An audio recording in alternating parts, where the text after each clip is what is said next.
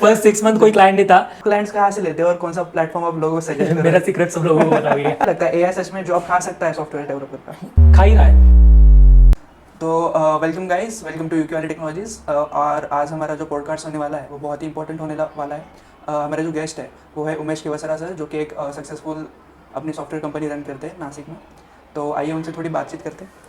सवाल आपसे ये रहेगा कि आपने इतनी बड़ी सॉफ्टवेयर कंपनी आज खड़ी कर दी है, तो जब आप ये कंपनी स्टार्ट कर रहे थे तो आपको स्टार्टिंग में क्या प्रॉब्लम्स फेस करनी पड़ी? सी बेसिकली मैंने जब स्टार्ट किया ना, उस टाइम पे ना मेरे पास रिसोर्सेज थे, ओके, ना स्किल्स थे और ना ही बजट था। क्योंकि मैं जब स्टार्ट किया हूँ ना, उस टाइम पे मैं कॉलेज के 3rd ईयर में था। ओके, और 3rd ईयर के स्टूडेंट से आप क्या ही एक्सपेक्ट कर सकते हो। और बहुत सारी चीज़ें मेरे अपोजिट साइड में थी। लाइक बिजनेस स्टार्ट करने के लिए फैमिली से भी कुछ इतना सपोर्ट नहीं था, क्योंकि उनको लग रहा था कि प्रॉपर जॉब करो और देन आपको बिजनेस स्टार्ट करना तो करो। बिजनेस स्टार्ट करने में उनका कोई ये नहीं था, बट अभी मत करो। अच्छा। तो उस टाइम पे ये सब चीज़ें थी, but I was consistent through out. मतलब 8-9 साल की जो जर्नी है मेरी, वो कंसिस्टेंट रही है। अप्स एंड डाउन्स हर एक के लाइफ में आते हैं। हाँ, मैं जॉब करता और वहाँ पे भी अप्स एंड डाउन्स आ तो सकते थे, ठीक है। तो अप्स एंड डाउन्स आ सकते हैं, but you need to be consistent at each and every stage. कभी कभी ऐसा लगता था कि अभी सब छोड़ के निकल जाना है, मतलब जॉब के लिए निकल जाना है। ऐसे 3 बार सोचा लाइफ में। 3 बार सोचा, रात को सोच के सो गया, सवेरे उठ के फिर से स्टार्ट किया और वहाँ से वो सिचुएशन से बाहर भी निकले। तो you need to be consistent. और जैसे हम जब स्टार्ट किए थे तब अकेला था। आज कम से कम 20 लोग अपने कंपनी में हो चुके हैं। तो कोई भी चीज़ आपके साथ ऐसे आपने स्टार्ट कर दिया और 20 लोगों की टीम आपकी ऐसी बन जाएगी, बन भी जाती। मे बी मेरे पास अगर फाइनेंशियल उस टाइप का सपोर्ट रहता, बट मैं 20 लोगों को वहाँ पे मैनेज कर नहीं पाता ना उस टाइम पे। उतने स्किल्स तो नहीं थे, तो स्टेप बाय स्टेप स्किल्स भी सीख रहे थे। तो ऐसे पकड़ लो कि हमने MBA करने में उतना टाइम लगा दिया। अच्छा, सही है। अभी मैं आपसे एक चीज़ और जानना चाहूँगा। जैसे कि बहुत सारे लोग अपनी कंपनी तो स्टार्ट कर देते हैं, हाँ। लेकिन उनको ना अपना फर्स्ट क्लाइंट ढूंढने में और उसको कन्वर्ट करने में बहुत टाइम लग जाता है। तो Okay. आपको कितना टाइम लगा था, कितने टाइम में आपने किया, और आप क्या? फर्स्ट 6 मंथ तो क्लाइंट ही नहीं था। फर्स्ट 6 मंथ कोई क्लाइंट नहीं था। फर्स्ट 6 मंथ तो हम घर वालों के पैसे पे जिंदगी गुजार रहे थे। अच्छा। ओके, 6 मंथ्स के बाद मेरे पास कुछ मतलब मैं पिच करने जा रहा था, सॉफ्टवेयर डेवलपमेंट, एप्लीकेशन डेवलपमेंट, ये सब चीज़ें। बट मेरे चेहरे के पास देख के, मतलब एक्चुअली मेरा एज उस टाइम पे कुछ 18 या 19 होगा। ओके, तो उस टाइम पे फिर चेहरे पे देख के भी कोई बिजनेस नहीं दे रहा था। फिर मुझे कुछ लोगों ने सजेस्ट किया कि ग्राफिक डिजाइनिंग से आप काम स्टार्ट करो। मतलब वहाँ पे क्या है कि डील वैल्यू छोटा रहेगा। देन ग्राफिक डिजाइनिंग से स्टार्ट किया और साथ ही इसी की भी मार्केटिंग हमारी चालू ही थी। तो धीरे धीरे करके फिर वेबसाइट, एप्लीकेशन, इनके भी प्रोजेक्ट्स आने लग गए। हमने स्टार्टिंग में ही मनसे का ऐप बनाया था, महाराष्ट्र नवनिर्माण सेना का, जिसका इनॉग्रेशन राज ठाकरे ने किया था। क्या बात कर? यस। अच्छा। अभी जैसे मैं पूछना चाहूँगा आपसे, अगला क्वेश्चन ये है कि मेरा आपने अपना फर्स्ट लाइन तो ले लिया, अब आप यहाँ तक आ गए, अपनी कंपनी पूरी बिल्ड कर लिया।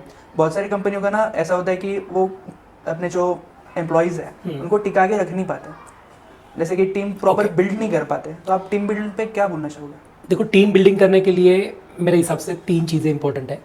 फर्स्ट थिंग, जाने वाले को आप कभी रोक नहीं सकते। फर्स्ट थिंग, जाने वाले को आप कभी रोक नहीं सकते। सेकंड थिंग, सिस्टम का पार्ट इंपॉर्टेंट है। आपके इसमें कल्चर एंड सिस्टम, प्रोसेसेस, ये चीज़ें बहुत इंपॉर्टेंट है। ये आपके पास सारी चीज़ें होनी चाहिए, क्योंकि अगर ये चीज़ें नहीं है तो एम्प्लॉय भी आपसे सेटिस्फाई कभी नहीं होगा। एम्प्लॉय को जैसे आपकी कंपनी में आने का समय क्या है, जाने का समय क्या है, कब छुट्टी ले सकता है, कैसे छुट्टी ले सकता है, इस हर एक चीज़ की प्रोसेस होनी चाहिए। HR का पूरा एक डिपार्टमेंट आपका होना चाहिए, and there should be one dedicated person. ये गलती हमने बहुत सालों तक की। अच्छा। बहुत सालों तक मैं ही HR था, मैं ही अकाउंटेंट था, मैं ही डेवलपर था और मैं ही ग्राफिक डिजाइनर था। अच्छा। ओके, और मैं ही सेल्स पर्सन था। One man army. बट जब तक ये गलती कर रहे थे तब तक ग्रोथ नहीं थी, क्योंकि कोई भी, अभी फॉर एग्जांपल मेरे यहाँ पे मैं सब चीज़ें कर रहा हूँ, मैं ही HR हूँ, मैं ही CEO, और कोई पर्सन इंटरव्यू के लिए आता है, so what he will think. हाँ, वो उसके पास वो प्रेशर है तो मेरे साथ ज्वाइन कर लेगा, बट सीख के तो निकल जाएगा ना। बट वही उसी जगह पे अगर डेडिकेटेड पर्सन होगा हर एक डिपार्टमेंट में, देन वो बात अलग है। मतलब वो सारी प्रोसेस कर रहा है और उसको मेरे तक आने के लिए, कोई भी एम्प्लॉय को मेरे तक आने के लिए एक चैनल से आना पड़ेगा। तो ये प्रोसेसेस आपको बिल्ड करनी बहुत जरूरी है। और हर एक चीज़ की अगर एक प्रॉपर प्रोसेस होगी, आपको लीव चाहिए, मेल डालो, HR उसके ऊपर कंसर्न करेगा। अगर HR से वो मैटर हैंडल नहीं हो रहा है, देन मेरे पास आएगा, या फिर जैसे जैसे कंपनी ग्रो होगी तो मेरे तक आने तक उसको समय लगेगा। तो यहाँ पे कैसे हो जाता है कि डिपेंडेबिलिटी बढ़ जाती है और बहुत सारी चीज़ें फिर एम्प्लॉयज़ भी वो सोचते हैं। एम्प्लॉय को क्या है, ग्रोथ चाहिए, आपको ईयर ऑन ईयर ग्रोथ चाहिए। आपने जब स्टार्ट किया था तो आपको ग्रोथ किस तरीके से चाहिए? 2 तरीके से चाहिए कोई भी एम्प्लॉय को। एक, फर्स्ट आपको नॉलेज किस कंपनी में मिल रहा है, अच्छा, तो नॉलेज की ग्रोथ होनी चाहिए। अगर आप फ्रेशर हो या फिर आपको 1-2 साल का एक्सपीरियंस है, देन आप क्या सोच रहे हो कि मुझे नॉलेज मिलना चाहिए, राइट। एंड सेकंड थिंग, मुझे सैलरी मिलनी चाहिए, एक अच्छी सैलरी। तो यही ड्रीम जॉब के अंदर हम देखते हैं। तो ये दोनों चीजें अगर हम अवेलेबल करा के दे सकते हैं तो एम्प्लॉय छोड़ के नहीं जाएगा। और पहली बात मैंने जो बोली, जिसको छोड़ के जाना है उसको आप रोक नहीं सकते। तो सिंपल फंडा है। बट कुछ प्रोसेसेस आप इसमें ऐड ऑन कर सकते हो। जब आप इंटरव्यू ले रहे हो उसी टाइम पे आप सामने वाले से क्लियर बात करो कि जब भी आप जो डिस्कशन कर रहे हो तो आपका लॉक इन पीरियड क्या रहेगा, ये सब चीज़ों के ऊपर आपका अगर प्रॉपर डिस्कशन हो जाता है और प्रॉपर उसके ऊपर आपका एक लीगल प्रोसेस भी हो जाती है तो मे बी चांसेस कम हो जाएंगे। Okay okay. और मैं आपका मतलब नेक्स्ट क्वेश्चन मेरा ये पूछना चाहूँगा, जैसे बहुत सारी कंपनीज फॉर्म तो हो जाती है बट वहाँ पे ना मैनुअल वर्क बहुत ज़्यादा होता रहता है, जैसे कि एक्सेल पे रिपोर्ट्स बनाना, शीट्स पे रिपोर्ट बनाना, और मैंने सुना है आप CRMs भी बनाते हो, राइट। तो CRM क्या लीड मतलब क्या की रोल प्ले करता है आपके बिजनेस में? ओके, इसको एक एग्जांपल के जरिए मैं पूरा समझाता हूँ, ठीक है। इसमें एक एग्जांपल हम ऐसा लेंगे, स्टार्टिंग में हमने जब कंपनी स्टार्ट की, वी डोंट नो एनीथिंग, हमको कुछ पता ही नहीं है, बट सिर्फ एक स्टार्ट करना है तब कर दिया। फिर जैसे जैसे हमको समझ में आया कि हमने कस्टमर का डेटा कहीं पे स्टोर करना चाहिए, ओके, हमने हमारे बिलिंग्स का डेटा कहीं पे स्टोर करना चाहिए, हमारे पास जो कॉन्टैक्ट्स आ रहे हैं उनका डेटा कहीं पे स्टोर करना चाहिए। फिर हमने पहले डायरी मेंटेन करना स्टार्ट किया, बट डायरी मेंटेन करना थोड़ा क्रिटिकल होने लग गया। फिर उसके बाद में क्या, एक्सेल शीट यूज करना स्टार्ट किया। एक्सेल शीट पे हम ये सब डेटा मेंटेन कर रहे थे, बट इसमें इरेगुलरिटीज बहुत ज़्यादा हो रही थी। मतलब एक्सेल शीट ओपन करना वो कहीं पे, फिर वो ढूंढो, ये सब चीज़ों में हमने सोचा कि यहाँ पे कुछ ना कुछ गलती हो रही है। फिर हमने सोचा कि इसके ऊपर सॉल्यूशन क्या है। देन थोड़ा रिसर्च करने के बाद पता चला एक होस्टेड ERP ले सकते हैं, CRM ले सकते हैं, जिसके अंदर मेरे कंपनी का सारा डेटा एक जगह पे स्टोर होना चाहिए। तो सारे डिपार्टमेंट्स का डेटा एक जगह पे कैसे स्टोर होगा, you take complete ERP system आपके बिजनेस के हिसाब से, जिसके अंदर for example account related, sale, invoicing, estimation and proposal, ये सब चीज़ें उसमें होनी चाहिए। अगर आप प्रोजेक्ट मैनेजमेंट कर रहे हो तो projects management, customer management, task management, ये इसी के अंदर होना चाहिए। अगर आपके अंदर HR डिपार्टमेंट है तो HR डिपार्टमेंट के अंदर recruitment and attendance management and employees management इसी के अंदर होना चाहिए। ओके, तो इस तरीके से आपका कंप्लीट होस्टेड ERP होना चाहिए। तो एक्सेल शीट से बाहर आना पड़ेगा। एक्सेल शीट में प्रॉब्लम और एक क्या है कि इतने एक्सेल शीट्स कहाँ पे मैनेज करोगे, बट वही होस्टेड ERP रहेगा। एक बार लॉगिन किया, लॉगिन करने के बाद जिसको जो एक्सेस चाहिए उसको वो एक्सेस दे दो, रिपोर्टिंग आपके पास रखो। ओके। लिटरली मैं सिर्फ शाम को 1 घंटा में अगर मैं काम करता हूँ ना, तो भी मुझे मेरे कंपनी में क्या चल रहा है ये मुझे शाम के 1 घंटे में पता चल जाएगा विथ यूजिंग ERP। ओके। तो आपको अगर ग्रो होना है तो आपको CRM ERP सॉल्यूशंस आपके बिजनेस के अंदर लेना बहुत जरूरी है। ओके। ओके, और रही बात ऑटोमेशन की, आपने ऑटोमेशन का बताया, तो कुछ ERPs में इनबिल्ट बेसिक ऑटोमेशंस बहुत सारे आ जाते हैं। मतलब जैसे आप इनवॉइस क्रिएट करोगे, सामने वाले को इनवॉइस का कॉपी मेल हो जाएगा, ऐसे बहुत सारे इंटरनल ऑटोमेशंस आ जाते हैं। बट आपको पावरफुल ऑटोमेशन बिल्ड करना है तो आपको थोड़ा रिसर्च लगेगा, आपके वर्कफ्लोज आपके पास होने चाहिए एंड स्टेप बाय स्टेप उसको ऑप्टिमाइज करके आप उन वर्कफ्लोज को ऑटोमेट कर सकते हो। हमने बहुत सारे प्रोसेसेस को ऑटोमेशन में किया, इसके लिए हमने 1 साल में 2 लोगों की टीम से 20 लोगों की टीम्स तक आ गई। That was journey because of just automation.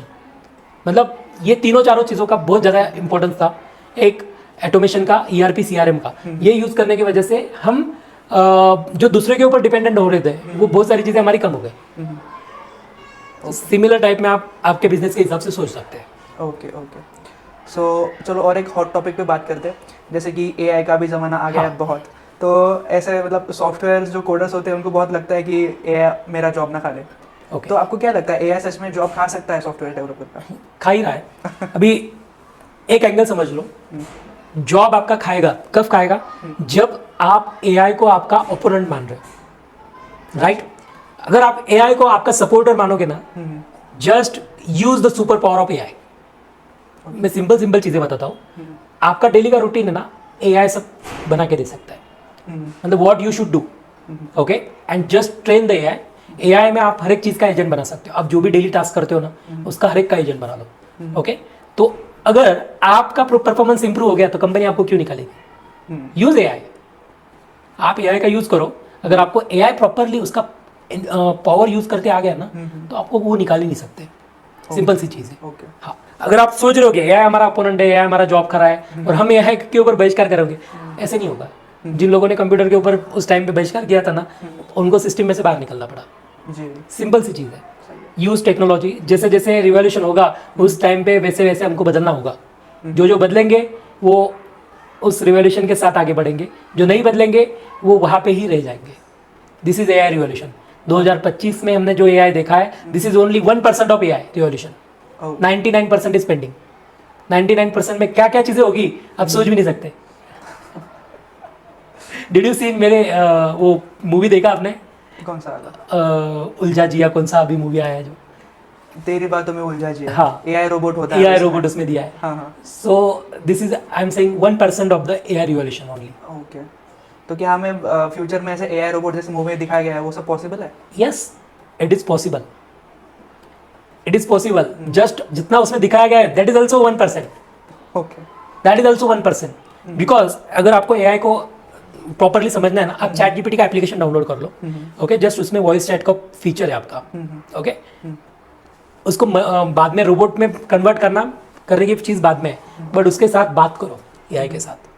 Chat तो कर ही रहे हो चैट जीपीटी से, बट एआई के साथ बात करके देखो। आपको जो जो प्रॉब्लम्स है ना, पूछते जाओ।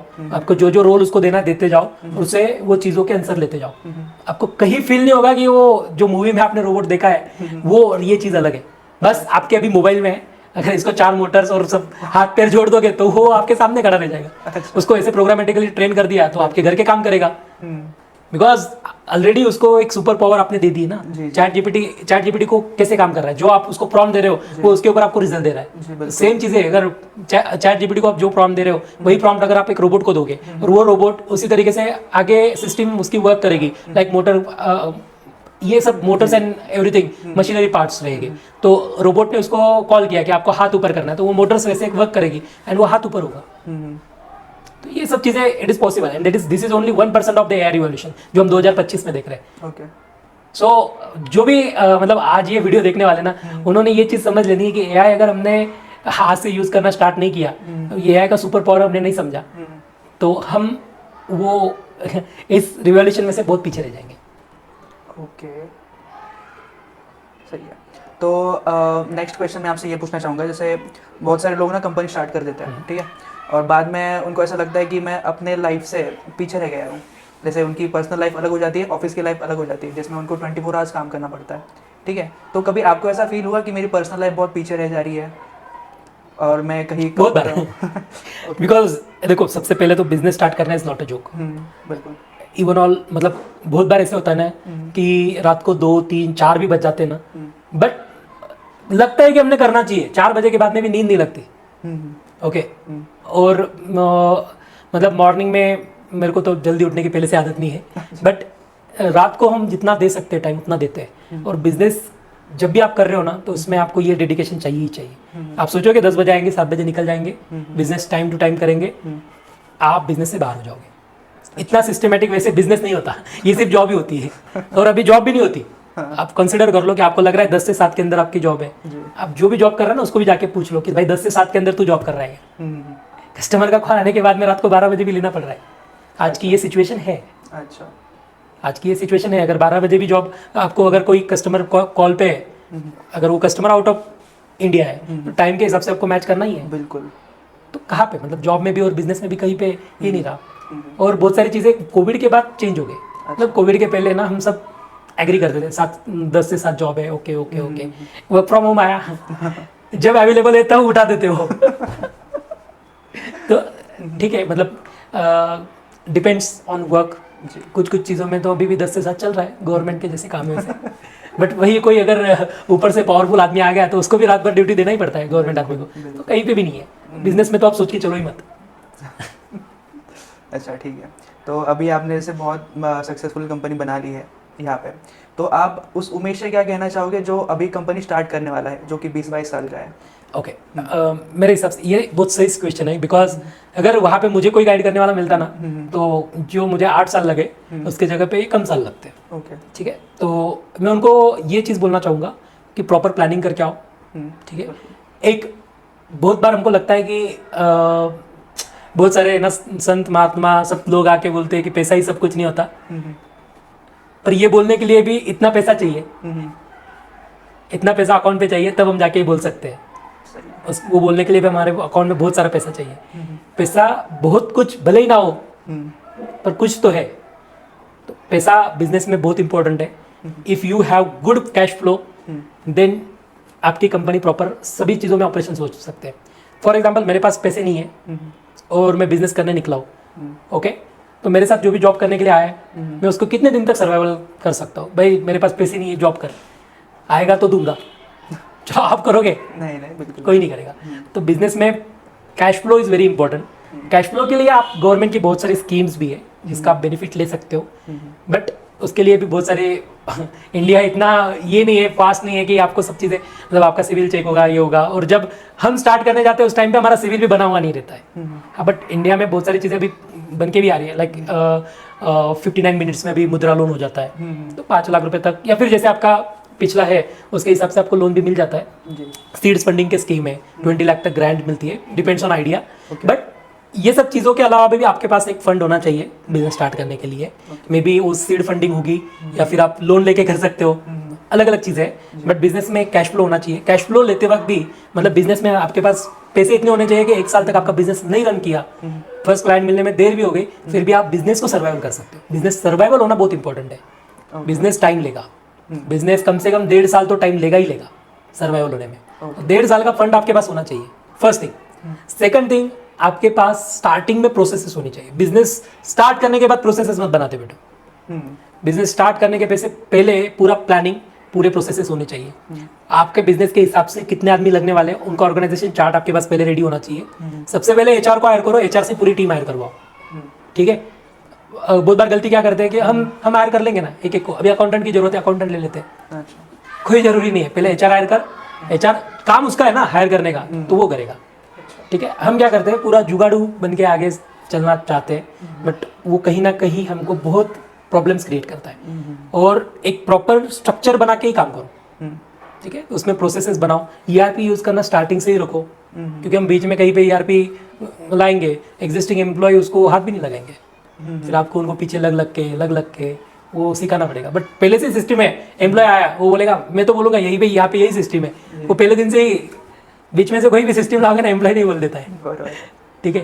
तो मतलब सिस्टम्स, कैश, ये दोनों तीनों चीज़ें हैं जो स्टार्टिंग में आप रखो.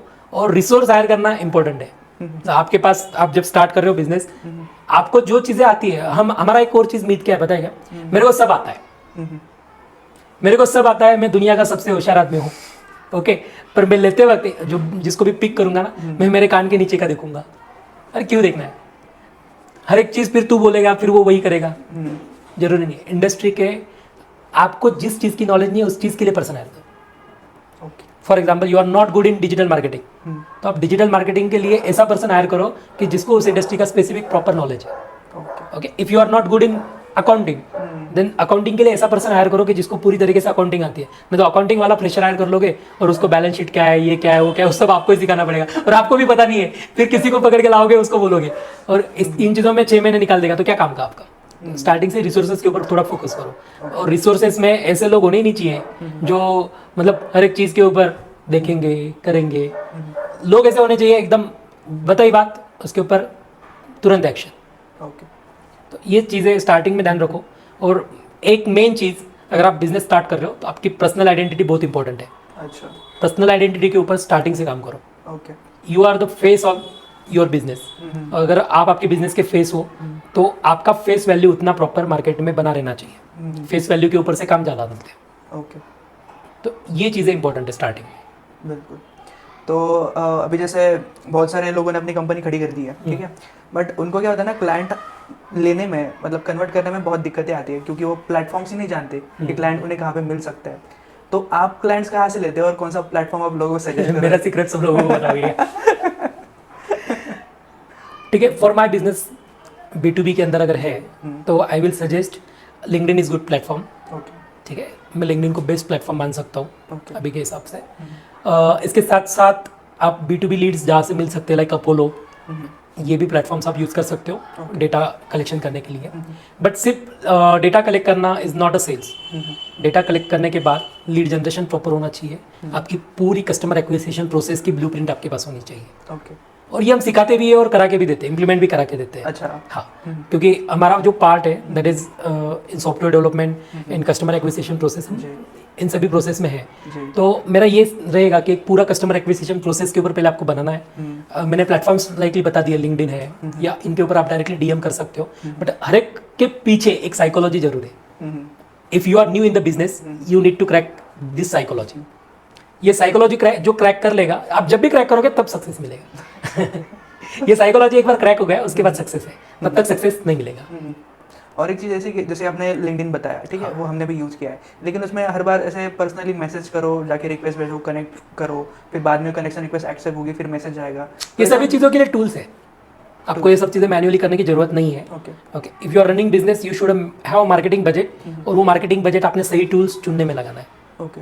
ओके, ये सभी चीज़ें ऑटोमेट हो सकती है, उनके लिए टूल्स मार्केट में अवेलेबल है। टूल्स के थोड़े एग्जांपल्स मिल जाते हैं। लाइक ऑक्टोपस सीआरएम एक अवेलेबल है ओके। लिंक्डइन ऑटोमेशन के लिए। बिल्कुल। वैलेंसी करके एक है, कैनबॉक्स करके है। सोशल मीडिया पे ना मार्केटिंग की बहुत ज़्यादा हाइप चल रही है। हर किसी को लगता है कि मुझे सोशल मीडिया पे आना चाहिए, आना चाहिए, लेकिन कुछ कुछ बिजनेसेस ऐसे भी होते हैं जो ऑफलाइन बहुत अच्छे चल रहे हैं, तो उनके हमें क्वेश्चंस आते हैं बहुत सारे कि हमारा तो ऑफलाइन अच्छा चल रहा है, तो हम क्यों सोशल मीडिया मार्केटिंग करें। तो आप उनसे क्या कहना चाहेंगे? ओके, यहाँ पे ना मेरे को ऐसा लगता है, ये मेरा पर्सनल ओपिनियन है, if you are not coming on the social media तो आप कौन से मतलब युग में जी रहे हो? बिकॉज सिंपली समझ लो, अभी तक कौन से ग्लोसरी शॉप वाले ने सोचा था कि मुझे डिजिटल मार्केटिंग या डिजिटल प्लेटफॉर्म पे आने की ज़रूरत है।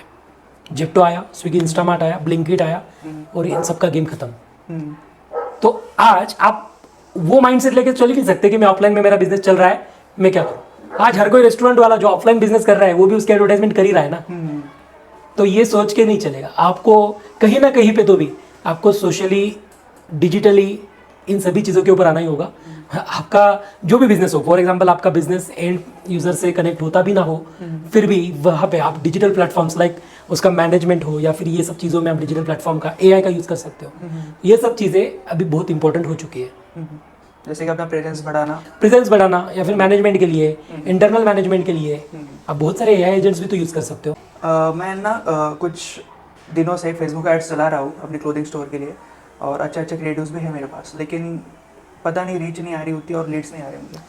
ओके, फेसबुक ऐड या फिर कोई भी ऐड चलाते वक्त अपने को 2 से 3 पॉइंट्स जो है वो रीचेक करने चाहिए, जिसमें फर्स्ट पॉइंट आता है आपका आइडियल कस्टमर प्रोफाइल, मतलब जो टारगेट ऑडियंस है आपकी, अगर वो प्रॉपर नहीं है तो आप कितनी भी अच्छी ऐड बना लो, अगर वो उन लोगों को दिख ही नहीं रही है तो फिर आपको अप्रोप्रिएट आपके जो रिजल्ट्स है वो नहीं निकल के आएंगे। सेकंड थिंग आपका है क्रिएटिव। ओके, मतलब आपने टारगेट ऑडियंस तो प्रॉपर सिलेक्ट कर ली, बट आपका क्रिएटिव उतना एंगेजिंग नहीं है जो आपके टारगेट ऑडियंस के साथ मैच कर रहा है, या फिर वो कंटेंट उसके अंदर नहीं है कि जो आपके टारगेट ऑडियंस के साथ मैच कर रहा है। और तीसरी चीज़ है आपका टारगेट, एड्स का टारगेट, या फिर उसको हम सीटीए बोल सकते हैं, या फिर हम जो लैंडिंग पेज जहाँ से आप लीड कलेक्ट करोगे, राइट। तो वो भी चीज़ें इतनी प्रॉपर एंड क्लियर होनी चाहिए कि उसका टारगेट क्या है और आपको पर्टिकुलर यूज़र से या फिर पर्टिकुलर आपके प्रोस्पेक्ट से क्या डेस्टिनेशन और क्या चीज़ करवानी है। मतलब ये 3 चीज़ों के ऊपर अगर आपने प्रॉपर काम कर लिया, देन आपका फेसबुक रिजल्ट्स जो है वो प्रॉपर वर्क करने लग जाएगा, आपको अच्छे रिजल्ट्स आने लग जाएंगे। हमने जो बातें करी सर से वो काफ़ी हेल्पफुल रहेगी आपके लिए भी और हमारे लिए भी, और हम चाहते हैं, मतलब आशा करते हैं कि ऐसे ही आप लोग हमारे साथ जुड़े रहें, ठीक है। ऐसे और सारे वैल्यूबल पॉडकास्ट हम अपने चैनल पे अपलोड करते रहेंगे, तो इसीलिए आप सब्सक्राइब भी कर दीजिए और फॉलो भी कर दीजिए हमें, ठीक है। मिलते हैं नेक्स्ट वीडियो में, तब तक के लिए बाय।